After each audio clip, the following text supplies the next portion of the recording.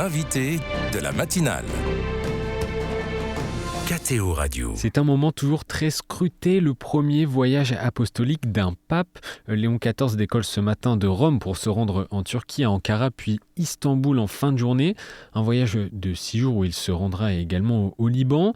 Ce matin, on évoque la première partie du voyage en Turquie avec le père Arnaud du Chéron, secrétaire de nonciature apostolique à Ankara. Vous êtes originaire du diocèse d'Osh en France et toujours incardiné là-bas. Bonjour père. Bonjour Maxence. Merci d'être avec nous. Je précise à nos auditeurs que cette interview a été enregistrée à l'avance, car à l'heure où elle est diffusée, vous serez sur le pont pour accueillir le Saint-Père en Turquie. Alors, Père Arnaud du Chéron, j'imagine que c'est l'ébullition avant l'accueil de Léon XIV ? Complètement. Il y a encore quelques points du voyage à finaliser. Bon, c'est surtout de l'aspect logistique, mais de façon à ce que tout se déroule parfaitement et que les téléspectateurs, dirons-nous, devant leur écran, puissent suivre ce voyage de la façon la plus agréable possible, grâce aussi à vos services. Dites-nous ce choix de la Turquie comme premier pays visité par Léon XIV. Alors, c'est un héritage direct du pontificat précédent, puisque le pape François avait l'intention de se rendre en Turquie pour fêter les 1700 ans du concile de Nicée au mois de mai dernier. Les préparatifs avaient d'ailleurs déjà été lancés. D'accord. Et le voyage était d'ailleurs quasiment finalisé. Et c'est pour cela que le pape Léon XIV a décidé de reprendre ce projet, et d'autant plus qu'il a été doublement invité, à peine élu, soit par le président de la République de Turquie, soit par le patriarche Bartholomé. Je voudrais qu'on regarde un peu ensemble le programme. Qu'est-ce qui attend le pape aujourd'hui ?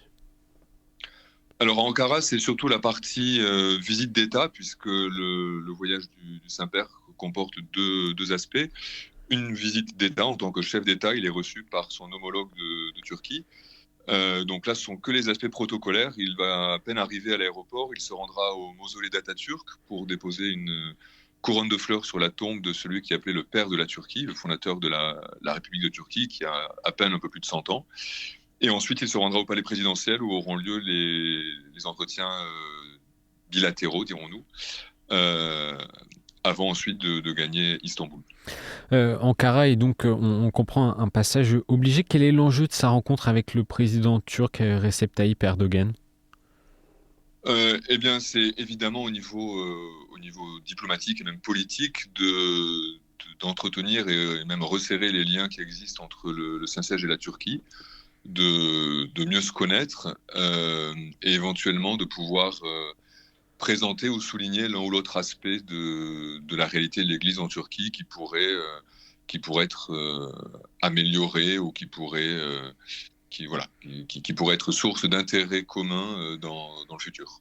Donc un rendez-vous diplomatique. On passe au vendredi. Le pape aura une première rencontre avec une communauté catholique, la communauté catholique à Istanbul, avant de se rendre à Iznik, lieu où s'est tenu le concile de Nicée il y a 1700 ans. Dans quel esprit va être célébré ce 1700e anniversaire ? Je pense déjà à une grande joie parce que c'est historique. Le pape Léon XIV n'est pas le premier pape à venir en Turquie, mais il est le premier à pouvoir se rendre à l'occasion d'un tel anniversaire, qui, comme vous le savez, célèbre notre foi, en ce sens où le concile de Nicée a été le premier à écrire les premiers articles du credo que nous avons en commun avec toutes les églises chrétiennes. Donc c'est évidemment une grande joie, axée sur l'unité. Je crois que c'est en plus un des buts du pontificat du pape Léon XIV, c'est à la fois la paix et l'unité. Et donc je crois que ça illustre aussi bien son désir de servir l'unité de l'Église. Donc voilà, une grande joie et grande espérance en cette année du Jubilé de l'Espérance, de pouvoir marcher vers l'unité de l'Église. C'est ce que ce voyage et ce choix de premier voyage illustrent aussi, ce désir d'unité ? Je pense, oui. Et la Turquie est un pays qui le représente très bien, d'une part parce qu'il y a plusieurs Église catholique. On a tendance souvent à penser catholique latin, mais en Turquie, nous avons les catholiques latins évidemment, mais nous avons aussi les catholiques arméniens, les catholiques syriaques et les catholiques chaldéens. Donc c'est déjà une preuve de l'unité dans la diversité des visages de l'Église, de ses rites, de ses liturgies. Et puis l'unité des chrétiens avec évidemment le dialogue avec les orthodoxes, qui sont non seulement les orthodoxes du patriarcat sous la tutelle du patriarche Bartholomé, mais également les autres églises orthodoxes présentes, notamment les orthodoxes syriaques et les orthodoxes arméniens, qui sont également présents en Turquie.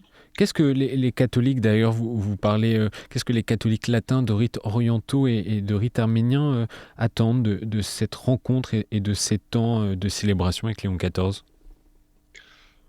Évidemment, un encouragement dans leur foi, parce que sans être persécutés, parce que c'est pas du tout l'état de l'Église en Turquie, mais en revanche, évidemment, ça reste une minorité.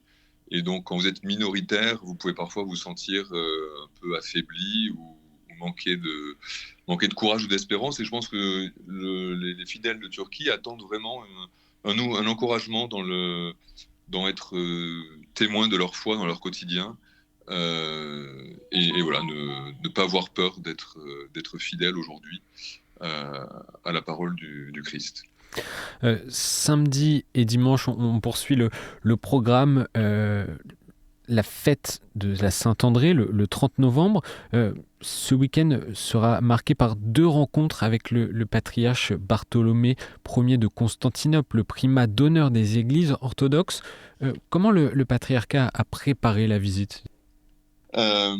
Écoutez, très bien, parce que évidemment le patriarcat est très honoré de la visite du pape Léon XIV. C'est une tradition que les papes depuis Paul VI visitent Istanbul et en particulier le Phanar, donc le siège du patriarcat, et habituellement également pour la fête de la Saint-André, qui est aussi appelée la fête du trône, qui est pour eux l'équivalent de la Saint-Pierre-Saint-Paul pour nous catholiques. Donc évidemment, tout est préparé au millimètre pour que la liturgie soit parfaite et puis que l'on puisse accueillir, qu'il puisse accueillir le pape exactement comme il le souhaite, avec et la déférence et la joie qui s'y prêtent. La signature d'une déclaration conjointe est prévue au palais patriarcal. Sur quoi portera cette déclaration ? Alors là, je ne suis pas dans le secret. Honnêtement, je ne sais pas, parce que les textes sont encore au travail, entre guillemets, entre les commissions théologiques, soit catholiques que du Phanar. Donc je ne sais pas, mais sans doute sur des enjeux d'unité de l'Église et de mission de l'Église chrétienne dans le monde. Ça reste à préciser. Donc, dans ces prochains jours, on garde le suspense. Ça va être la deuxième rencontre déjà entre Bartholomé Ier et Léon XIV depuis le début du pontificat du Saint-Père. Depuis la levée des anathèmes en 1965, quel est le lien entre les patriarches de Constantinople et les papes ? Écoutez, ils ont de vrais liens fraternels. D'ailleurs, les textes souvent officiels se décrivent comme 2 églises sœurs, donc ils ont, je dirais que finalement le pape et le patriarche ont des rapports de frères, puisqu'ils sont à la tête d'églises sœurs, et toutes les manifestations où on les retrouve, ou en tout cas où même ils délèguent des représentants, puisque pour la Saint-Pierre-Saint-Paul, il y a toujours à Rome un représentant du Phanar. De même que pour la Saint-André, cette année c'est exceptionnel, il y aura le pape, mais normalement il y a toujours une délégation du Saint-Siège qui vient représenter le pape pour cette fête. Donc c'est vraiment pour manifester la grande proximité et des chefs d'église et même des églises l'une pour l'autre. On sait que les relations entre le patriarcat œcuménique de Constantinople et les autorités turques sont parfois complexes. Dans quel climat se sont déroulés ces préparatifs et y a-t-il des points auxquels le Saint-Père tenait particulièrement ? Alors le climat a été très cordial. Les préparatifs se sont déroulés de façon assez facile, je dirais, à tous les niveaux. Il n'y avait pas d'exigence, autant que je sache, pas d'exigence particulière de la part du pape, d'autant parce qu'il est tout nouveau, donc il a une expérience relative des voyages apostoliques, même s'il a été, je crois, dans la suite du pape François lorsqu'il s'est rendu en Corse. Mais il s'est plutôt, je dirais, plié au protocole du Saint-Siège habituel pour les voyages apostoliques dans les règles qu'ils ont. Et puis là, il y avait la particularité d'honorer l'invitation du patriarche pour la Saint-André. Donc ça, évidemment, c'était un des désirs du Saint-Père, d'honorer cette invitation-là. Et puis, l'événement de Nicée. Mais ils étaient quelque part déjà prévus, en tout cas pour Nicée, déjà prévus du temps du pape François. Et donc, le désir du pape Clément était d'honorer cet anniversaire. On a parlé du sens œcuménique de ce premier voyage apostolique aux sources de la foi chrétienne. Vous qui travaillez au sein de l'annonciature apostolique en Turquie, quelle peut être la portée de ce voyage du pape en Turquie d'un point de vue diplomatique et géopolitique ? Je pense, alors, du point de vue diplomatique et géopolitique, les deux, d'un coup, je dirais vraiment la parole du Saint-Siège, c'est-à-dire que c'est un peu le premier discours du Saint-Père à l'étranger et au corps diplomatique. Alors, il en a déjà eu un au Quirinal lorsqu'il s'est rendu dans son premier voyage à l'étranger, qui était en Italie, donc ça passe plus inaperçu, je dirais. Mais là, au cours de ce voyage, tout le monde l'attend. Les ambassadeurs ici à Ankara sont très excités, le mot peut-être pas très bien choisi, mais sont vraiment très... à chaque fois que je les rencontre, sont tous très enthousiastes à l'idée de pouvoir assister à cette rencontre entre le Saint-Père et le corps diplomatique au palais présidentiel, qui sera donc le premier jour à Ankara, et attendre ce que le pape va dire, parce qu'évidemment, ce sera une parole forte dans un contexte géopolitique. La Turquie est quand même un pays qui, aujourd'hui, est incontournable dans les négociations d'à peu près tous les conflits qui l'entourent, qu'on parle de la Syrie, qu'on parle de Palestine et Israël, qu'on parle de la Turquie et l'Ukraine.